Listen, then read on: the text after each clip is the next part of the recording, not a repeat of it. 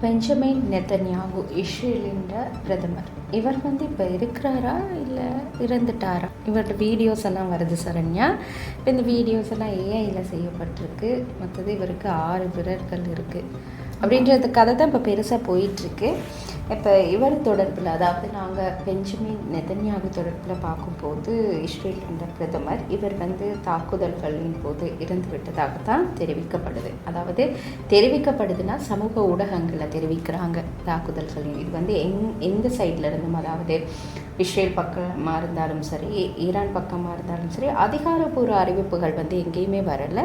இருந்தாலும் இவர் இவரோட உரைகள் இவர் அரசியல் ரீதியாக பேசுகிறதா இருக்கட்டும், அல்லது இவர் சந்திப்புகளை மேற்கொள்கிறதா இருக்கட்டும், இது தொடர்பான காணொளிகள் வந்துட்டே தான் இருக்குது. இந்த காணொளிகள் ஏஐயில் செய்யப்பட்டதாகவும் தெரிவிக்கப்படுது.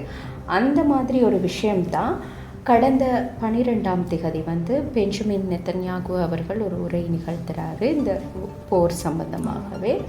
இது கவர்மெண்ட் ப்ரெஸ் ஆஃபீஸில் யூடியூப் தளத்தில் இஸ்ரேலின் கவர்மெண்ட் ப்ரெஸ் ஆஃபீஸ் யூடியூப் தளத்தில் பதிவேற்றம் செய்யப்படுது. ஆனால் அதுக்கு பிறகு ஒரு ஸ்க்ரீன்ஷாட் ஒன்று ஷேர் ஆகுது. இவருக்கு இது இப்படி கை வச்சிருக்கிறார், ஒரு சந்தர்ப்பத்தில் மடக்கி இப்படி வச்சிருக்கிறாரு. அது அவருக்கு 6 விரல்கள் இருக்குது. அதாவது இந்த காணொலியானது ஏஐயால் உருவாக்கப்பட்டது. அதனால் மிஸ் ஆகியோ ஏஐயால் சில நேரம் நம்ம ஜெனரேட் பண்ணி எடுக்கும்போது நமக்கே 4-5 கை வர்ற மாதிரி இருக்கும் தானே, அந்த மாதிரி ஒரு விஷயம் தான் இதில் சொல்லப்படுது. இது ஏஐயால் உருவாக்கப்பட்டதா அப்படின்னு சொல்லிட்டு ஃபேக்ட்ரிஸில் நாங்கள் ஒரு ஆய்வு நடத்தியிருந்தோம். அந்த ஆய்வில் முதல்ல பார்க்க வேண்டிய ஒரு விஷயம் இருக்குது. என்னன்னா, இது கவர்மெண்ட் ப்ரெஸ் ஆஃபீஸால் தானே ரிலீஸ் பண்ணப்பட்டிருக்கு.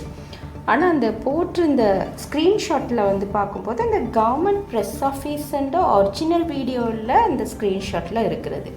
அது ஒரு நியூஸ் சேனலில், அப்படின்னா பல நியூஸ் சேனல்களில் போனதில் இந்த ஸ்க்ரீன்ஷாட் எடுக்கப்பட்டிருக்கு.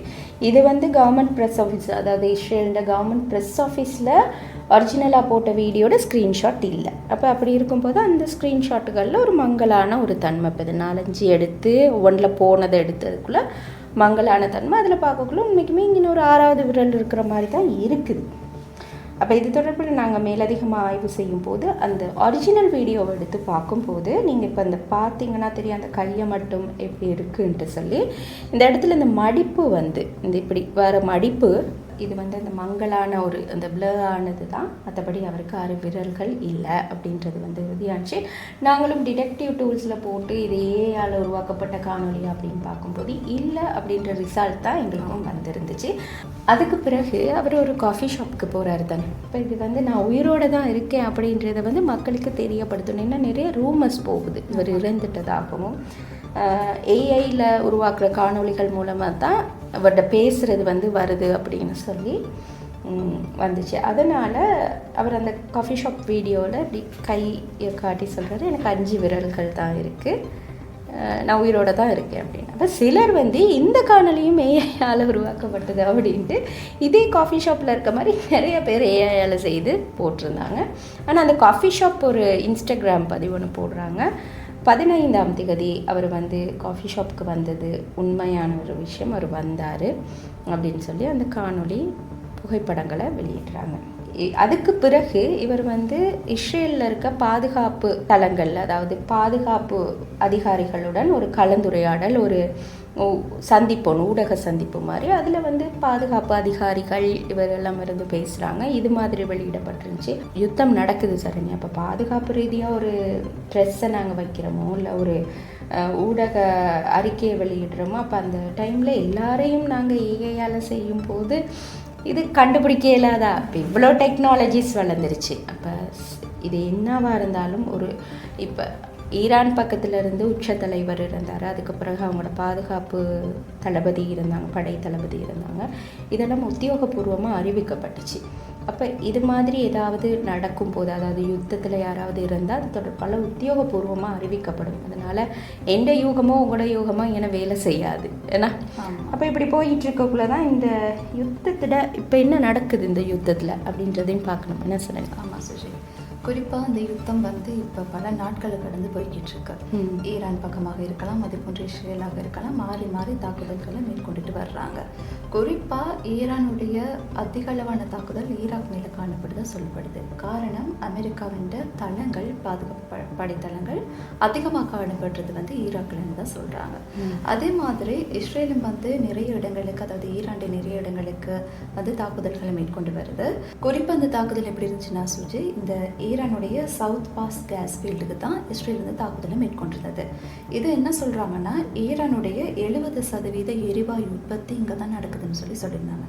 இதற்கு பதிலடி கொடுக்குற வகையில் வந்து கட்டாருடைய ராஸ் லஃபான் கேஸ் பிளான்ட்டுக்கு வந்து ஈரான் வந்து தாக்குதலை மேற்கொண்டிருந்துச்சு.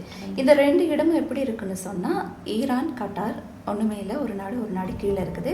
இந்த 2 நாடுக்கும் பொதுவான பகுதி தான் இந்த பகுதி, அதாவது கடல் மட்டத்தில் இருக்கிற பகுதி. இதில் மேல் பகுதி வந்து ஈரானுக்கும், கீழ்ப்பகுதி வந்து கட்டாரும் தான் யூஸ் பண்ணிட்டு இருக்கிறாங்க. எனவே இந்த தாக்குதல் வந்து உலகத்தினுடைய பொருளாதாரத்திலையும் வந்து பாரிய ஒரு தாக்கத்தை செலுத்துது. கேஸாக இருக்கலாம், அதே போன்று பெட்ரோல், அந்த மாதிரியான விடயங்களுக்கு வந்து பெரிய தாக்கத்தை செலுத்துது.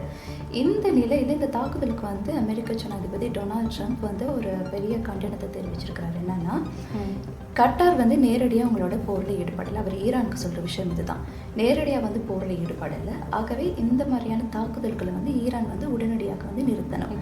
ஈரான் அப்படி உடனடியாக நிறுத்தலைன்னு சொன்னால், ஈரானுடைய பெட்ரோல் எடுக்கிற இடமா இருக்கலாம், அதே மாதிரி மசகு எண்ணெய் எடுக்கிற இடங்களாக இருக்கலாம், எல்லா எண்ணெய் தளங்கள், ஆமாம், எல்லா இடத்துக்கும் நாங்கள் தாக்குதல்கள், இதுவரை ஈரான் பார்க்க முடியாத அளவு தாக்குதல்களை மேற்கொள்வோம்னு சொல்லி டொனால்ட் ட்ரம்ப் வந்து தெரிவிச்சிருக்கிறார். அது மட்டும் இல்லாமல் இந்த தாக்குதல்களுக்கு பிறகு வந்து அரபு நாடுகள் வந்து ரியாத்தில் வந்து ஒன்று கூடியிருக்காங்க. அதாவது அரபு நாடுகளோட முக்கிய வெளியுறவு அமைச்சர்கள்லாம் வந்து ஒன்று கூடி பேசியிருக்காங்க. என்னென்னா, ஈரான் அமெரிக்க தளங்களை இலக்கு வைத்து தாக்குதல்கள் மேற்கொண்டாலும் சில பொதுமக்கள் இருக்கிற இடங்களுக்கு வந்து தாக்குதல்கள் மேற்கொள்ளப்படுது. ஆகவே இதை வந்து எங்களால் வந்து ஒரு சாதாரணப்படுத்த முடியாது அப்படின்ற ஒரு விஷயத்தை வந்து அவங்க சொல்லியிருக்கிறாங்க.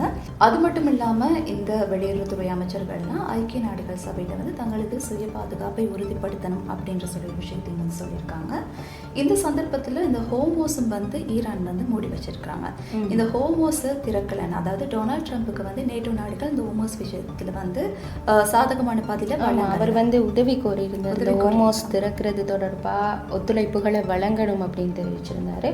அந்த டைம்ல நேட்டோ உறுப்பு நாடுகள் வந்து உதவி வழங்கல, அதை நிராகரிச்சிருக்காங்க. ஒரு எச்சரிக்கையுமே வந்து டொனால்ட் ட்ரம்ப் எடுத்திருந்தார். என்னன்னா, எனக்கு உதவி தேவைப்படக்குள்ள யாரும் செய்யலை, யார் உதவி செய்யலைன்றதையும் நாங்கள் கவனிச்சுட்டு இருக்கோம் அப்படின்னு சொல்லி விஷயத்தை தெரிவித்திருந்தாரு.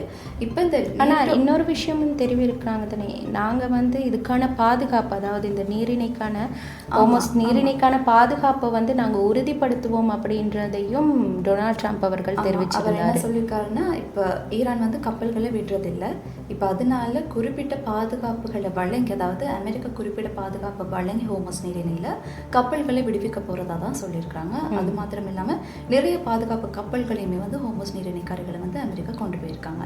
இது வந்து முக்கியமான ஒரு அப்டேட்டாக வந்து பார்க்கப்படுது இந்த போரில். அது மாத்திரம் இல்லாமல் இந்த நான் சொல்லியிருந்தேன் இல்லையா, அந்த அரபு நாடுகள் எல்லாம் சேர்ந்து பேசியிருந்தாங்கன்னு சொல்லி, அந்த அரபு நாடுகள் பேசின இன்னொரு விஷயமும் வந்து சொல்லியிருந்தாங்க. என்னன்னா, இஸ்ரேல் வந்து லெபனான் மீதான தாக்குதல்களையும் வந்து மேற்கொண்டிருந்தது. ஆகவே இந்த மாதிரியான தாக்குதல்களும் அவ்வளவு நல்லது இல்லை அப்படின்ற ஒரு விஷயத்தையும் தான் இந்த அரபு நாடுகளை சேர்ந்தவங்க நிலைப்பாடாக வந்து காணப்படுது. அதே மாதிரி தானே சரண்யா, இப்போ இந்த பக்கம் தாக்குதல் நடக்குள்ள அவங்க எச்சரிக்கை விடுக்கிறதும் அவங்க நடத்தும் போது இவங்க, அதாவது அமெரிக்கா சொன்ன மாதிரி ஈரானும் சில சந்தர்ப்பங்களில், இப்போ அண்மையில் ஈரான்ட உயர் பாதுகாப்பு அதிகாரியான அலி லரிஜானி அவர் வந்து ஏவுகணை தாக்குதல்களின் போது அவர் உயிரிழந்திருந்தார். இதை வன்மையாக கண்டிச்சிருந்தாங்க. இந்த சந்தர்ப்பத்தில் அவங்களும் தெரிவிச்சிருந்தாங்க, இது நாள் வரைக்கும் பார்க்காததை மத்திய கிழக்கு நாடுகள் கூட எதிர்நோக்கும் அப்படின்றத தெரிவிச்சிருந்தாங்க. அவர் இறந்தது வந்து ஈரானுக்கு ஒரு பெரிய இழப்பாக இருந்தது. அதாவது பல்லாயிரம் மக்கள் கூடியிருந்தாங்க, பெரிய அளவான ஒரு இழப்பாக வந்து அவங்க பார்க்குறாங்க. இது வந்து ஒரு சைடு மாத்திரம் இல்லை, அந்த பக்கம் யாராவது இருந்தாலும் அப்படி தான், இந்த சைடு இருந்தாலும் அப்படி தான். இது வந்து தொடர்ந்து இந்த சைடு இறக்கும் போது அவங்க அடிக்கிறது, அந்த சைடு இருக்கும்போது, ஏன்னா ஈரானில் பெரிய உச்ச தலைவர்கள் முதற்கொண்டு பல உயர் பதவிகளில் இருக்கிறவங்க வந்து தொடர்ந்து இந்த தாக்குதல்களில் மற்ற சைடில் இருக்கிறத விட தொடர் தாக்குதல்களில் ஈரானில் உச்ச இடத்துல இருக்கிறவங்க, அதாவது உயர் அதிகாரிகளாக இருக்கட்டும், உச்ச தலைவராக இருக்கட்டும் இருக்கிறது கொஞ்சம் அதிகமாகவே இருக்குது. இழப்புகள் அதிகமாக இருக்குது ஈரான். அது மாத்திரம் இல்லாமல் சுச்சு, இந்த அமெரிக்காவை பொறுத்தவரையில் இந்த யுத்தம் வேணாம் அப்படின்னு சொல்லி இந்த டொனால்ட் ட்ரம்ப் இருக்கிறாரு, அவருடைய உயர் பாதுகாப்பில் இருக்கிறவங்களா இருக்கட்டும், இந்த மாதிரியான தலைவர்களுமே கூட தங்களது சுய ராஜினாமா வந்து கொடுத்த வண்ணம் தான் இருக்கிறாங்க. அதையும் கூட நம்மளுக்கு சர்வதேச ஊடகங்களின் செய்திகளூடாக பார்க்கக்கூடியதாகவும் இருந்தது. ஆகவே சுஜி, இந்த மத்திய கிழக்கில் நடக்கிற போர் வந்து மூளை முடுக்கில் இருக்க எல்லாத்தையுமே வந்து பாதிச்சிருக்கு அப்படின்னு தான் அந்த உண்மைதான். இப்போ நாங்கள் வந்து இந்த கொஞ்ச நாளாகவே பேசுகிறோம், எண்ணெய் பிரச்சனை இருக்குது அப்படின்றோம், கேஸ் பிரச்சனை இருக்குது. இப்போ இதனால் இலங்கையில் பொருள் விலையும் கூடிட்டே போகுது. இதெல்லாம் வந்து இந்த ஒரு போர்னால். இன்னொரு விஷயம் பார்க்கணும் சரண்யா, இந்த போர்க்காலங்களில் ஒரு பொதுவான அறிஞர்கள் சொல்கிற ஒரு அதாவது எந்த போராக இருந்தாலும் ஒரு பொதுவான கருத்து இருக்கான். போரை ஆரம்பிக்கிறது வந்து கொஞ்சம் வயது போனவங்களாக இருப்பாங்களாம், ஆனால் அந்த போரில் இறக்குறது வந்து இளைஞர்களாக இருப்பாங்களாம்.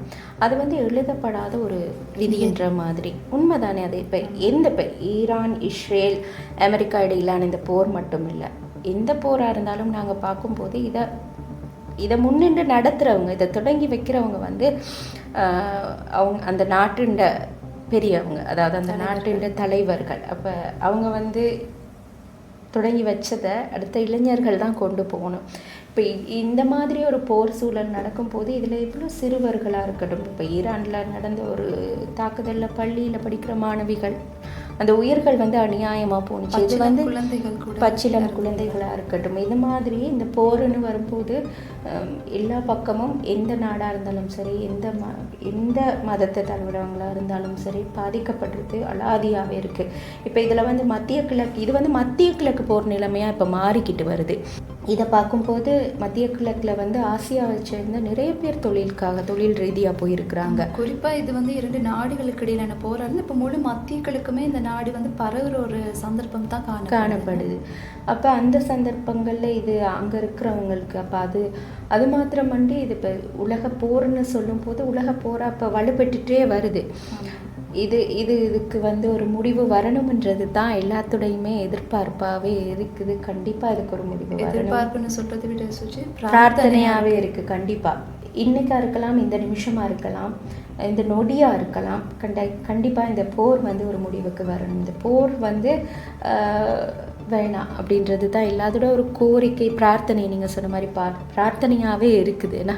ஆமாம் சுஜி. ஆகவே இந்த போர் வந்து கூடிய சீக்கிரம் நிறைவுக்கு வரணும், எல்லாருடைய வாழ்க்கை தரமும் மீண்டும் பழைய மாதிரி மாறணும் அப்படின்ற ஒரு பிரார்த்தனையோடு இன்றைய நிகழ்ச்சியும் நிறைவு செய்கிறோம். வணக்கம்.